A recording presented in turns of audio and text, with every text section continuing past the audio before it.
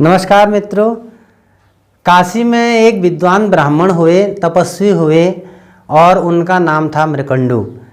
और उन्होंने इतनी तपस्या करी, भगवान शंकर को मनाया क्योंकि उनकी कोई संतति नहीं थी। संतान प्राप्त करने के लिए उन्होंने कठोर तपस्या की। कठोर तपस्या इसलिए करी कि उनको कोई पुत्र रत्न की प्राप्ति हो जाए। और पुत्र रत्न की प्राप्ति के लिए भगवान शंकर बड़े प्रसन्न हुए और उन्होंने उनको वरदान दिया। क्या वरदान दिया, इस बारे में मैं आपको आज बताने वाला हूं। जो लोग हमारे इस चैनल में नए हैं और चैनल को लाइक, सब्सक्राइब, शेयर करेंगे। मैं हूं बागेश्वर से डॉक्टर रमेश कांडपाल। हमारा हिंदू संस्कृति का चैनल देखने के लिए धन्यवाद। तो मित्रों, बात करते हैं आज कि एक 5 वर्ष का बालक कैसे चिरंजीवी हो गया, किस प्रकार उसने वरदान प्राप्त किया, कैसे वह अमरत्व को प्राप्त हुआ। तो काशी में एक विद्वान पंडित थे, उनकी कोई संतति नहीं थी, तो वह पुत्र चाह रहे थे और इसलिए उनने भगवान शंकर की कठोर तपस्या करी कि हमें पुत्र रत्न प्राप्त हो जाए।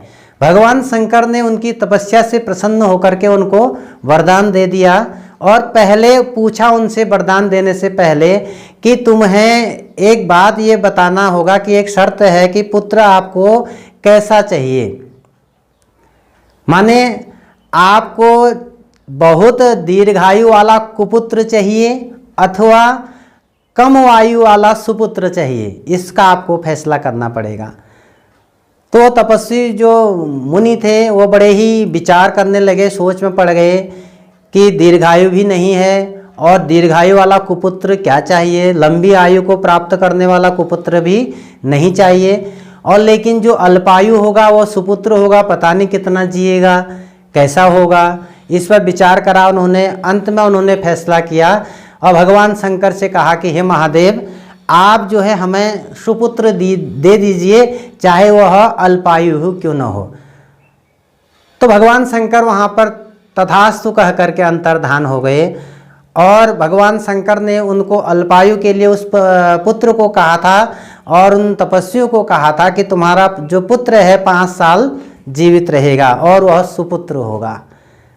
सुपुत्र उसे कहते हैं कि जो अपने माता पिता और कुल का जो दीपक होता है, उसकी जो कुल ख्याति है उसको बढ़ाता है।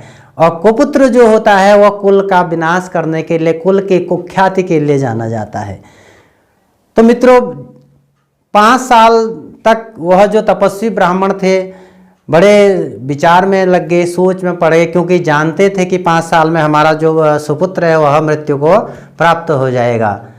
तो भगवान शंकर की आराधना भी कर रहे थे। लेकिन जब 4 साल हो गए, जब 5वां साल रहा अंत में, तब उन्होंने कहा आप किसी को बताना चाहिए, संतों से राय लेनी चाहिए, क्या करना चाहिए।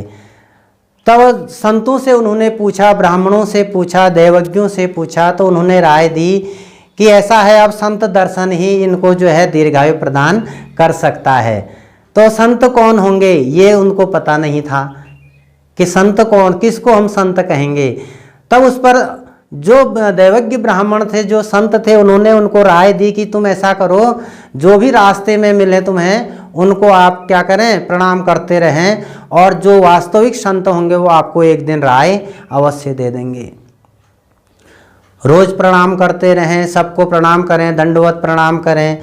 और चलते चलते जितने संत मिले, जितने ब्राह्मण मिले, उनको प्रणाम करते रहें, उनके पैर छूते रहें, सबसे आशीर्वाद लेते रहें। एक तरफ पिताजी, एक तरफ बालक। अब एक दिन चलते चलते मार्ग में सप्तऋषि आ गए।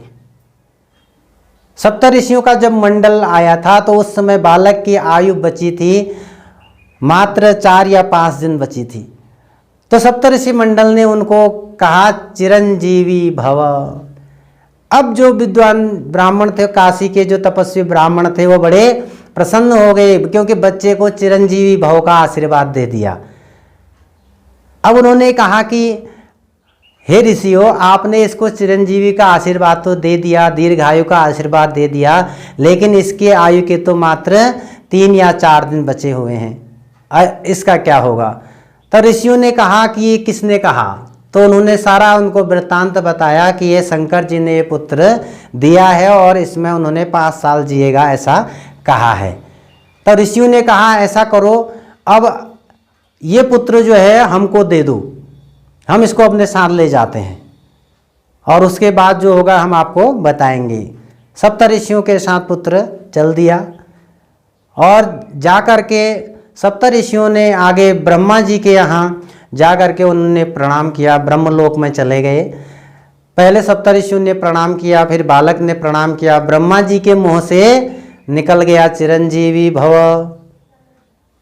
अब उसके बाद सप्तऋषियों ने ब्रह्मा जी को भी वो बात बताई कि आपने चिरंजीवी कह दिया, लेकिन इसके तो मात्र 3 दिन अभी शेष बचे हुए हैं। वो शंकर जी ने इसको जो है आशीर्वाद दिया है कि इतने साल जिएगा।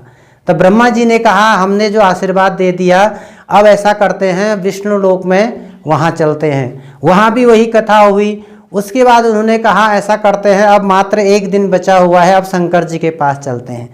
शंकर जी के पास चले गए और शंकर जी के पास जैसे ही पहुँचे, पहले ब्रह्मा जी ने प्रणाम किया, विष्णु भगवान ने प्रणाम किया, फिर सप्तऋषियों ने प्रणाम किया। अंत में वो बालक उनको प्रणाम करता है शिव जी को। तो शिव जी जो देवादिदेव महादेव हैं उनके मुँह से निकला कि चिरंजीवी भव। अब भगवान जब आशीर्वाद दे चुके हैं, तब ब्रह्मा आदि देवताओं ने उनको कहा भगवान शंकर को कि प्रभु आपने जो बालक उन तपस्वी ब्राह्मण को दिया था, 5 साल उसकी आयु आपने बताई थी, अब उसमें से 1 दिन बचा हुआ है और आप इसको चिरंजीवी भव आपने आशीर्वाद दे दिया है, अब क्या होगा। भगवान शंकर ने कहा कि देवादिदेव महादेव हैं, उन्होंने कहा आप लोग जाइए और इस बालक को जो है मेरे पास छोड़ जाइए, बाकी मैं सब देखता हूँ। जब 1 दिन व्यतीत हो गया और यमराज का पास जब आगे बढ़ने लगा और वहाँ पर जो बालक था, भगवान शंकर ने उसको कहा ये बालक अब जो भी होगा तुम ऐसा करो, यहाँ पर एक शिवलिंग है, इस शिवलिंग में तुम प्रतिदिन बिल्वपत्र चढ़ाओ, जब तक तुम्हारा ये समय यहाँ पर बचा हुआ है बिल्वपत्र चढ़ाइए, ओम नमः शिवाय आप कहते रहो। उधर यमराज का पास बढ़ता रहा और दिन समाप्त हो गया और काल उसका समीप आ गया। जैसे ही यमराज ने उसको पकड़ने के लिए पास उसके गले में, बालक के गले में डालने का प्रयास किया, तो तुरंत शिवलिंग से भगवान देवादिदेव महादेव प्रकट हो गए और उन्होंने यमराज को कहा कि सावधान, यहाँ से दूर हट जाइए। और दोनों में थोड़ी बहस हो गई और बालक को बचाने के लिए भगवान शंकर आगे हो गए। उन्होंने यमराज से कहा कि आपका जो काम है वो आप कर रहे हैं। यमराज ने कहा प्रभु इसका जो समय है 5 साल का पूरा हो गया, इसलिए हम इसको लेने के लिए आए हैं। भगवान शंकर ने कहा कि 5 वर्ष है ना, ये 5 वर्ष किसने दिए? यमराज ने कहा प्रभु आप ही ने दिए हैं। तो भगवान शंकर ने कहा कि जो 5 वर्ष हैं वो गिनती करो उसकी जरा। इस 5 वर्ष में न जाने कितने ब्रह्मा चले जाएंगे, कितने यमराज चले जाएंगे।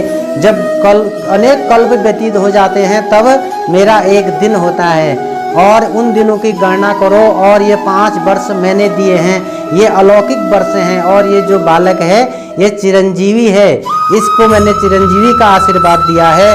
तुमने गिनती जो है नीचे के लोक से कर रखी है और मैंने इसको आशीर्वाद जो है अपने वर्षों के हिसाब से दिया। वो 5 वर्ष शिव के वर्ष हैं और यह बालक जो है अमर है, चिरंजीवी है। मित्रों, यही बालक जो है मार्कंडेय मुनि कहलाए और मार्कंडेय मुनि का जो जन्मोत्सव में पूजन करता है, जन्मदिन के दिन मार्कंडेय ऋषि का ध्यान करता है, उसका स्मरण करता है, इसलिए उसको दीर्घायु की प्राप्ति होती है। और मृकंडु के पुत्र मार्कंडेय अजर, अमर और चिरंजीवी हो गए और इस प्रकार वो बालक जो है पुनः अपने तपस्वी पिता के यहाँ उसको भेज दिया गया और यमराज जी वहाँ से हाथ जोड़ करके क्षमा याचना करके अपने लोक को चले गए।